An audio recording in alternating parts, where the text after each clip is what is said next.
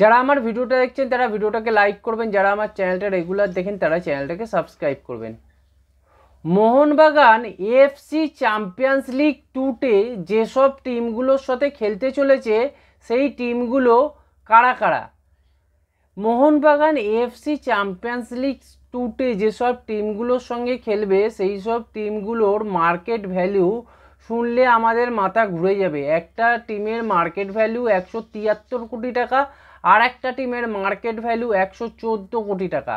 তাই মোহনবাগানের জন্য এএফসি চ্যাম্পিয়ন্স লিগের যে টুর্নামেন্টটা আছে সেই চ্যাম্পিয়ন্স লিগের টুর্নামেন্টে কিন্তু ভীষণ একটা গুরুত্বপূর্ণ টাফ গ্রুপে মোহনবাগান পড়েছে। তাদের মার্কেট ভ্যালু এবং প্লেয়ারদের কোয়ালিটি দেখেই বোঝা যাচ্ছে। দেখা যাক যে এই টিমগুলো কারা। যেই গ্রুপে পড়েছে সেই গ্রুপটা হচ্ছে ট্র্যাক্টর এফসি, 114 কোটি টাকার টিম, যেটা কিনা ইরানের ক্লাব। আর আল বখরা 173 কোটি টাকার টিম, এটা কাতারের ক্লাব। আর এছাড়া আর একটা তাজিকিস্তানের ক্লাব আছে, তার নাম হচ্ছে এফসি রাফসান। তাই বোঝা যাচ্ছে যে পুরো টিমগুলোই কিন্তু যারা খেলছে মোহনবাগানের সঙ্গে তারা কিন্তু খুবই শক্তিধর টিম।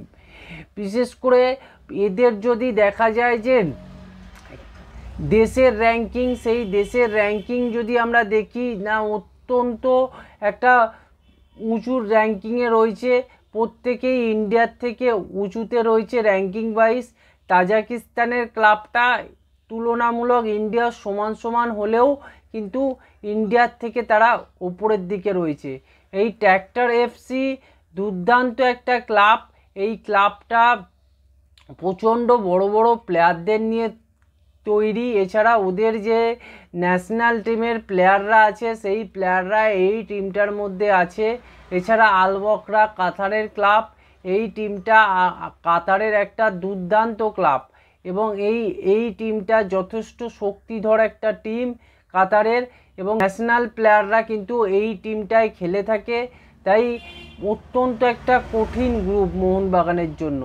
173 কোটি টাকার টিম আমরা শুনলেই অবাক হয়ে যাচ্ছি, কারণ আল বখরা থেকে মোহনবাগান ক্লাব এত ভালো টিম বানিয়েছে, কিন্তু সেই জায়গায় দাঁড়িয়ে দেখা যাচ্ছে যে মোহনবাগান যে টিমটা বানিয়েছে তার 4 ডবল শক্তিশালী টিম এই আল বখরা। এখানে বিভিন্ন ধরনের বড় বড় ক্লাবের প্লেয়াররা এসে খেলে। তাছাড়া কাতারের যে প্লেয়াররা আছে তারাই কত শক্তিশালী প্লেয়ার, এশিয়া চ্যাম্পিয়ন হয়েছে কাতার।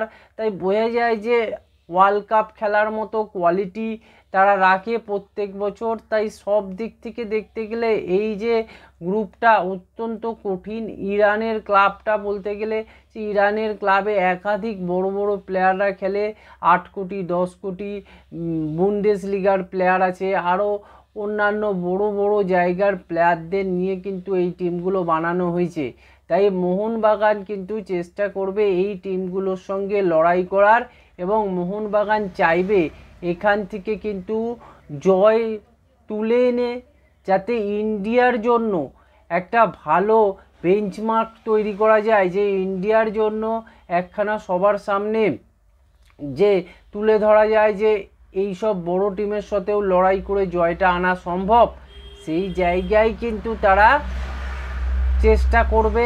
আশা করা যায় যে মোহনবাগান তাদের যে কাজটা আছে সেই কাজটাই কিন্তু সঠিকভাবে পালন করবে, কারণ মোহনবাগানেরও টিমে কিন্তু প্রচণ্ড বড় বড় প্লেয়ার আছে। তারাও কিন্তু চেষ্টা করছে যে তাদের টিমটাকে আরও শক্তিশালী করার। বিশেষ করে ইন্ডিয়ান স্কোয়াডটা মোহনবাগান এবারে ইন্ডিয়ান প্লেয়ার ওয়াইজ যথেষ্ট ভালো করেছে, এবং বিদেশিরা তো আছেই, ভালো ভালো মানের বিদেশি।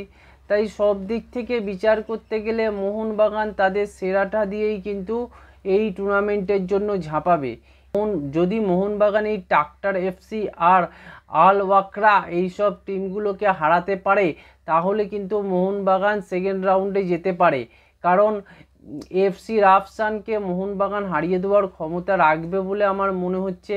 কারণ এফসি রাফসান আর মোহনবাগান অনেকটা প্রায় একই রকম একটা ক্লাবের মধ্যেই পড়ছে, কারণ এদের যে ন্যাশনাল র্যাঙ্কিং আছে, যে ইন্ডিয়া আর তাজিকিস্তানের প্রায় ছুঁই ছুঁই তাই আমরা প্রত্যাশা রাখবো যে তাজিকিস্তানের এই ক্লাবটাকে মোহনবাগান হারিয়ে তারা কিন্তু একটা চেষ্টা করবে যে পরের রাউন্ডে যাওয়ার, এবং এইখান থেকে কিন্তু দুখানা করে টিম নেওয়া হবে।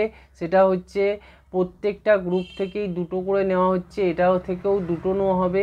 সেখানে টাকটার এফসি আল বখরার মধ্যে যদি কোনো টিমকে হারিয়ে মোহনবাগান ওপরের দিকে উঠতে পারে, তাহলে মোহনবাগানের জন্য কিন্তু একটা খুব ভালো হবে। মোহনবাগান তো শুধু আইএসএল খেলার জন্য টিম বানায়নি, মোহনবাগান টিম বানিয়েছে এএফসি কাপ খেলা, এএফসি চ্যাম্পিয়ন্স লিগ খেলার জন্য। এই এএফসি চ্যাম্পিয়ন্স লিগ যদি মোহনবাগান ঠিকঠাকভাবে খেলতে পারে, তাহলে কিন্তু আইএসএল ছেড়ে দিন, প্রত্যেকটা জায়গায় কিন্তু মোহনবাগান দুর্দান্ত ফুটবল খেলবে। তাই এই সব দিক বিচার করেই আমি মনে করছি যে মোহনবাগান এই এএফসি কাপের জন্য দুর্দান্তভাবে ফাইট দেবে এবং অত্যন্তভাবে লড়াই করবে। আলটিমেট মোহনবাগান জয়ের কথা মাথায় রেখে যে মাঠে নামবে, সেই জয়টাই কিন্তু ছিনিয়ে এনে তারা দেখিয়ে দেবে যে তারা কত বড় একটা ইন্ডিয়ান পার্সপেক্টিভে দল বানিয়েছে। সেই জিনিসটা করে কিন্তু তারা অবশ্যই সমর্থকদের খুশি করবে। তাই বলবো যে আপনারা এক্ষুনি এই টিমগুলোকে দেখে হতাশ হয়ে যাবেন না। আমি বলবো যে ফুটবল খেলতে দিন, ফুটবলটা মাঠে হয়, অন্য জায়গায় হয় না।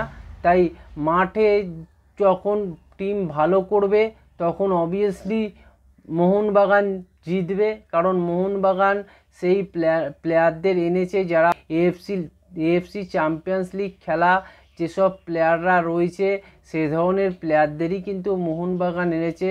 যেমন জেসন কামিংস বলুন, এছাড়া জেমি ম্যাকলারেন বলুন, এছাড়া বলা চলে যে গ্রেগ স্টুয়ার্ট বলুন, প্রত্যেকটা প্লেয়ারই কিন্তু এএফসি চ্যাম্পিয়ন্স লিগ খেলাই প্লেয়ার।